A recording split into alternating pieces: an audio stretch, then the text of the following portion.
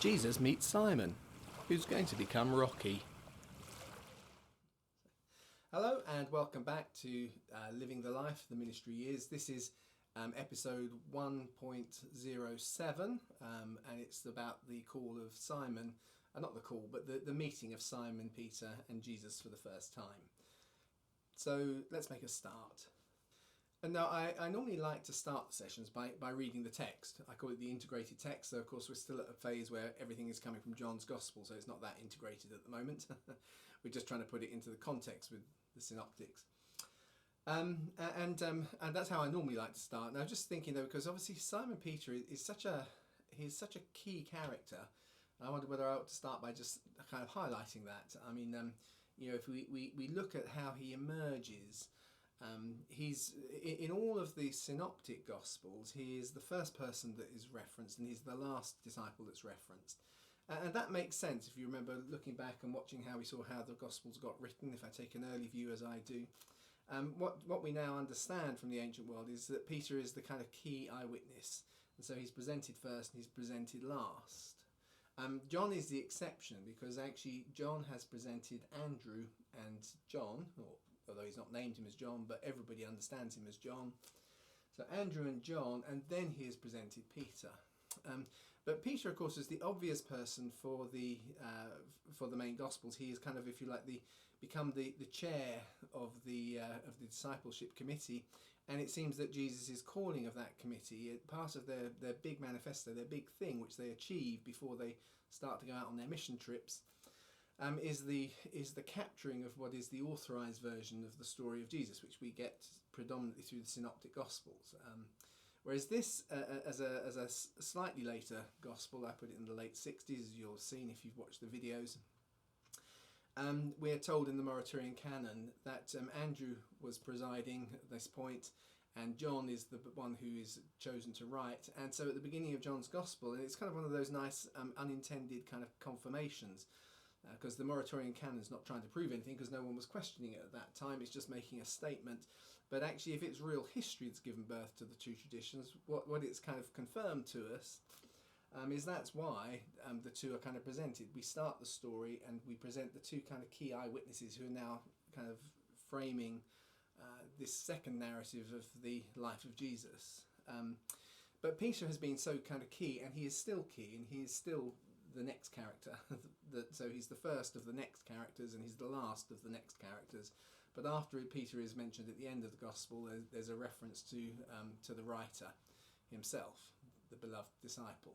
So so in that sense, Peter is clearly still seen as someone with authority within the gospel, but the framework is being given from the wider perspective of the other disciple. Again, what I'm saying, but Peter is so key, and to say he kind of emerges as the leader of the apostles.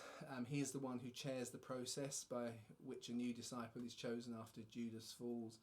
He preaches the first evangelistic sermon. They all preach on the day of Pentecost, but he's the one that makes the altar call.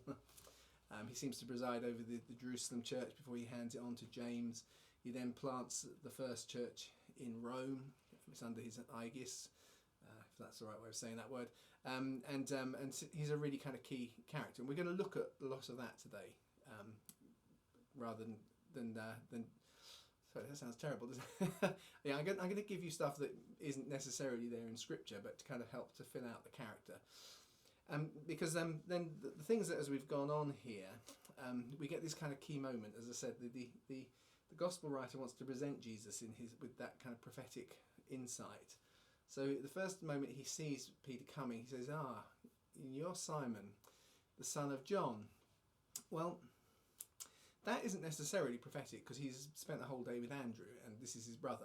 But he sees him coming, so he identifies him. So I do know who you are. But I also know something you don't know. Because one day you will be called Peter, and it's future tense. You shall be, you will be, you shall be called Cephas, which is Peter. And it's interesting because we know this kind of this little interaction, but we normally think of it as it's recorded in the synoptic gospels, which is later, where Jesus says, "Oh, Simon, now you are Peter." And so there's a kind of a clear sense, and of course the synoptic gospels at this stage probably already exist as John's gospel is being written, so people know that now he's called Peter. But what John is getting across is way back when Jesus first saw him, he sees something in the character of Peter that is going to emerge, and one day he will be that. He's not. And it's interesting that here he's called Simon Peter, and right the way through the Synoptic Gospels, up until that moment when Jesus says, "Now you are," he's almost always referred to as Simon, who is called Peter, who was Simon, or Simon, who is called Peter, or Simon Peter. He's always qualified as Simon, and then he becomes Peter. By the time we get to the writings of Paul and the book of Acts and so on, he's now solidly Peter. So there's a process that happens in him, and it kind of is triggered, and it kicks off here with this first meeting. And Jesus sees something in it. It wasn't something that kind of emerged over time. You know, there's that point where it says of Judas, when the point where people are starting to leave Jesus, and there's a reference to Judas, and it says, "And Jesus knew from the beginning who would betray him." And I take it very much kind of in the flow of the text, that what it's saying is that was the moment where something entered into Judas. It wasn't saying, like some people believe it, that kind of from the moment that Jesus picked Judas, he was planning for him to be the one who betrayed him and dies, which I think would be a really harsh and unkind thing. I've had people argue it with me based on English readings of the text, which actually aren't true in the Greek, so don't bother posting and adding comments about that. I don't think Jesus chose him to betray him. I think he knew when something entered into Judas that he was now on this trajectory which had been prophesied, and he was putting himself in that place. Because actually we see Jesus almost appealing for him out of that, but that's a total side, and I'm getting diverted. We need to stick with Peter. So Jesus sees something in him. There's an interesting little tension here. I'll just reference it because actually in my text, which I'll have amended before you download it, as with a lot of the English translations, you will often read, it doesn't say Simon the son of John, it says Simon the son of Jonah. And that's because that's what it says in the Synoptic Gospels, and they just obviously, mistake, because John and Jonah, they sound a bit similar, but they're different names. They're totally different Hebrew names. Yohanan, Jonas, they're totally different names. They mean something totally different. There was no confusion. As we'll see when we unpack it, I think that Jesus referring to Simon as the son of Jonah actually is a part of the prophetic context in that. I'll just give you a quick throwaway at this point. Simon Peter's business is in Capernaum, which is named after Nahum. But Nahum is a prophet who's therefore commemorated in Galilee. In Nahum, it's Caper, which is the kind of settlement of the town of the village of Nahum, which is Capernaum. But actually, other than Nahum, the only other prophet from the Galilee region is Jonah. And I think there's something of that, which is why he calls him son of Jonah there. But here he's the son of John. Jesus probably understands there's a natural human layer to which he knows something of the family, but he sees something in Peter which he wants to call out, and he's going to become a rock. Now, that the transition and the transformation of Peter is enormous, and we do get it from Scripture, but we don't get it in the Gospels. We get it in the letters of Peter, for instance, where he talks about, well, now we're all like living stones being built into a temple for his habitation. See, he's taken on this idea that Jesus prophesied into him, and out of his own experience of what God has done in him, Peter is now kind of teaching that on and passing it on. And of course, another nice little kind of motif in that about being a stone is that although we normally think of Jesus as a carpenter, the word tekton is more generally an artificer, someone who artifices things and within the building trade, and that includes stone. So here is Peter, who in one sense, or here is Simon, who is this raw material. One day he's going to be recognised as the stone. And Peter is going to kind of almost model something that Jesus is, the stone that the builders rejected, the stone that nobody else saw, but I saw the quality and the potential of, and so on. So that's all there. So I can't remember how much of this I've read now. So they bring him to Jesus, and he says, "You're Simon, the son of Jonah. You're going to be called Cephas," which is translated as Peter. So that's all I want to do in terms of the verses. That's only it's only 3 verses 40 to 42, but I just thought it was worth kind of flagging a little bit more about the character Peter, just kind of telling you some story that we don't normally see. And I've jotted it down because it's something we're not quite so familiar of, so I've got here my little list. Because there's some things that we can infer and understand about Peter. Well, we know that he's originally born in Bethsaida, and then he's got a business now in Capernaum. So, excuse me. So Bethsaida, there's three of the disciples come from there, and it's just outside there. Of course, Jesus feeds the 5,000. It's at the north of the Sea of Galilee, just across the Jordan River, and the other side of the Jordan River as it flows into the Sea of Galilee. It's on the other side of there. Archaeologically, there's been a lot of argument. There's been three potential sites for Bethsaida, and the one that's been most popular, Bethsaida actually means the house of the fishermen. It's interesting that considering how Jesus kind of talks about you'll be fishers of men and all of those sorts of things, and they are fishermen. But actually, Bethsaida meaning house of the fishermen. The town that was traditionally been, or the site I should say, because they're all quite close together, but the site that's traditionally been seen that way, which is the bigger kind of town, is about 1.5 miles from the sea, but it has had archaeological evidence of fishing people there. Now, how do we understand that? Well, the Sea of Galilee, it seems from excavations around what they now think is Magdala, the port of Magdala, it was probably higher in Jesus' day, so it's probably more like 1 mile away, perhaps, rather than 1.5 miles. But that's fallen into kind of some disrepute. It's been questioned a lot more recently, because actually there's a missing layer in the archaeology, and exactly the period when Jesus is talking about seems to have had very little going on. Because Josephus tells us that around 30 AD, Philip the Tetrarch, who falls under his jurisdiction technically, actually builds it up and makes it a major Roman town, which is kind of interesting. So if Peter is born there, it's a Jewish village. Although he's got a brother called Andrew, which means it's probably heavily influenced by the Hellenist Jews, right on the edge of the kind of the more Jewishy areas. And then it kind of grows and becomes a Roman town. And that layer is missing archaeologically from what has often been seen as the strongest site. So now it's not seen quite so strong. But there's a smaller site a little bit further down. And really interestingly, because it's only 2017, so 2020 as I record this, so less than 3 years ago probably, they actually uncovered there a kind of a Byzantine period church. That fitted a record for. There's an ancient record of someone passing through that a church had been built on the site of the place where they grew up. You see, where Peter had grown up, and then they excavated underneath that, and actually they found the remains. They actually found under that a Roman. There were Roman period houses, which fits the story from Josephus, and under that they found a Jewish house. Which seems to show evidence of first century veneration, i.e. people seem to bring things into it. So it looks, I think, quite solid now that probably we've identified that Bethsaida is just a little bit closer than has perhaps traditionally been thought, this little village. But that's where we're told in the Gospels that Philip comes from, and Andrew and Peter were born there. But at the time they really come into this story, they're now got their business in Capernaum. So why do they move? And perhaps one of the things we know is that Peter is living there with his mother-in-law and his wife. He doesn't mention his wife in the Gospels, it does Paul refers to it in his letters.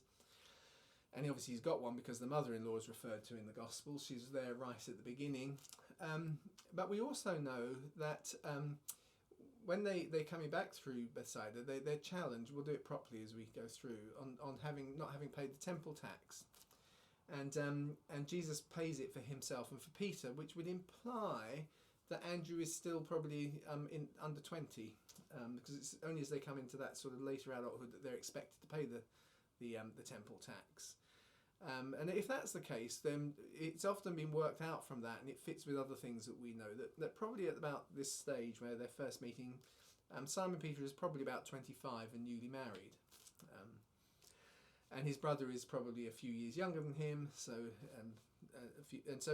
which might give us an understanding of why is it that they're now in Capernaum,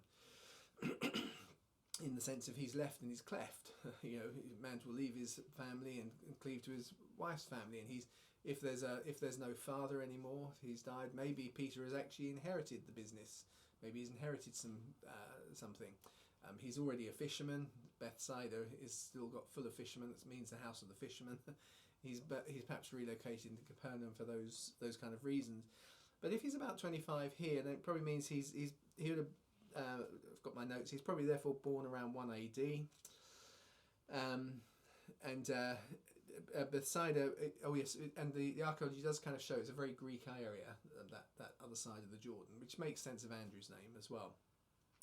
So probably around 20 to 26 AD then he's got married, and he's settled in Capernaum, which perhaps then, as I said, his wife's hometown. He starts his business, or he inherits his business, or he kind of moves his business, relocates it there. So it's probably, and they work in that kind of context around 29 AD, when 28 to 29 after as John starts his ministry. So around that kind of transition, he comes down with Andrew to see what's going on in the ministry of John, because they're obviously interested in this very kind of messianic thinking that's going on at the time we've explored up to this point. His brother meets Jesus and comes and says to him, "Peter, come and see the one who's the Christ." So that's a really bold kind of introduction. This is the person we've been looking for. That's why we come down to John the Baptist's, his revival meetings, or if you want to see them. So we assume, therefore, that he goes with Jesus back to Galilee, to Canaan, because the next day it's going to say Jesus intends to go to Galilee because of a family wedding. And it would make sense, for him to travel back up to the north together if they're interested in him. So we assume he's there at Canaan. He's going to get to know Jesus a little bit better during his undocumented, it's referred to, but we don't know about it. After the wedding at Canaan, Jesus goes to Capernaum with his mother, and they stay there for a period. And so in that period, Jesus would get to know Simon better. So what's his mother doing there? Well, if John, as we've thought before, John the disciple is actually a cousin of Jesus, and if Joseph is now dead, maybe his mother comes with him. It's kind of like, oh, we've got a few connections now in Capernaum. There's Andrew and Peter, they got business there. James and John are already there, and they're relatives. So Jesus and his mother go and stay there. The family seem to stay there for a bit. We don't know many of the details, but it would mean that almost certainly, well, not almost certainly, it would have to. It'd have to be some quality of relationship that is being built up between Jesus and Simon at this period. And that's always just worth flagging, because we often have this kind of mental idea. I remember it was a primary school being kind of taught by our teachers, because it was a Church of England school, how wonderful it was that Simon just left everything. He'd never met Jesus before and he followed him.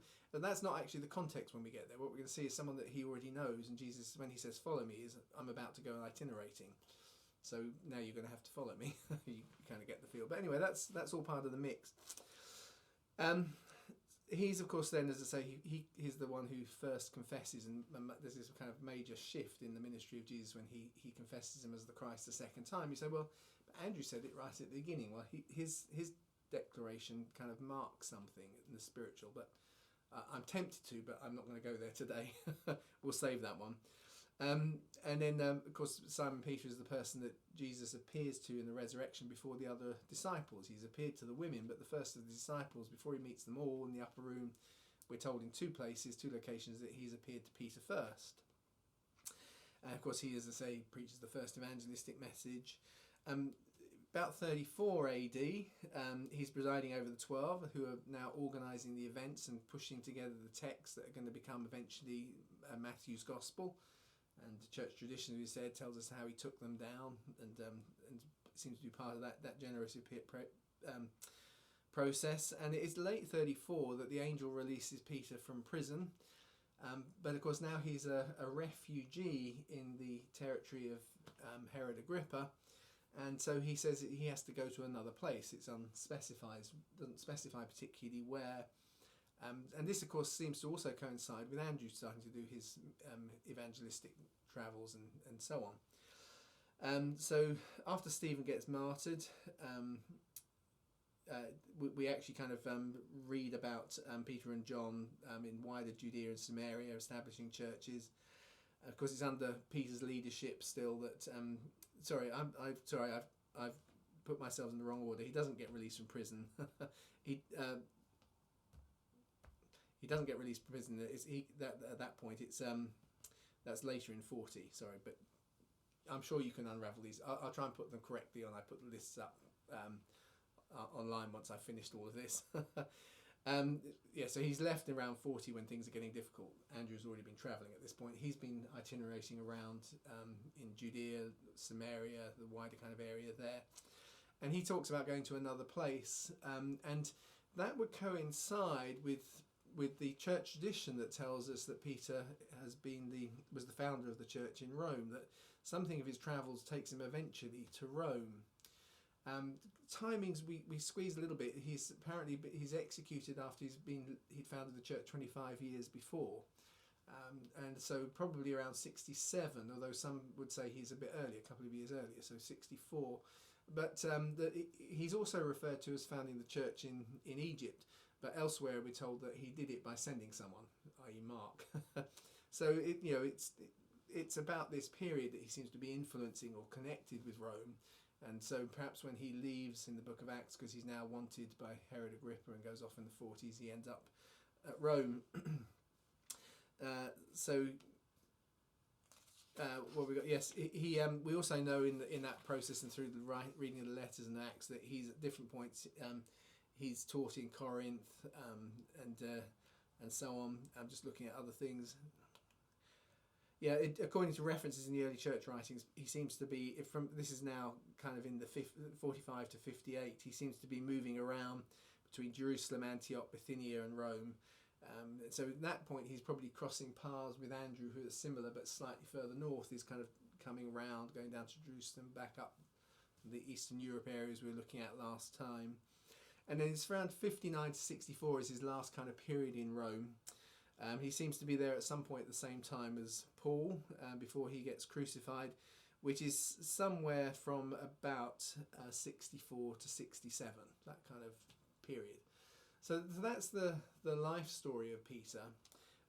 But as I've touched on, we'll see it as we kind of run through. He does kind of emerge as this kind of key eyewitness anchor character. And to understand his kind of apostolic calling, what he's there for, is he is the kind of the people manager of the disciples. He's not the scribe, that's Matthew. And Peter is someone who you do get a real sense of his personality and character coming through the gospel records. And he is a natural leader, as you kind of see it. He's very emotionally driven. And when you look at kind of, the classic king and advisor role, is smart people don't make good kings. Academic intelligence, people like John seem to have. Paul definitely had. Paul was an interesting hybrid, slightly different, because he does seem to do both. Kings very often need to have emotional intelligence, and you really get that kind of sense from Peter. He is an emotionally in touch person.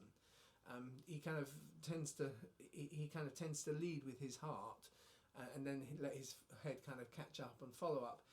But actually that's very attractive. It kind of gives a greater sense of authenticity. People who are too smart, I'm about to do my psychology bit. They let let's see if I can get the terminology right. They let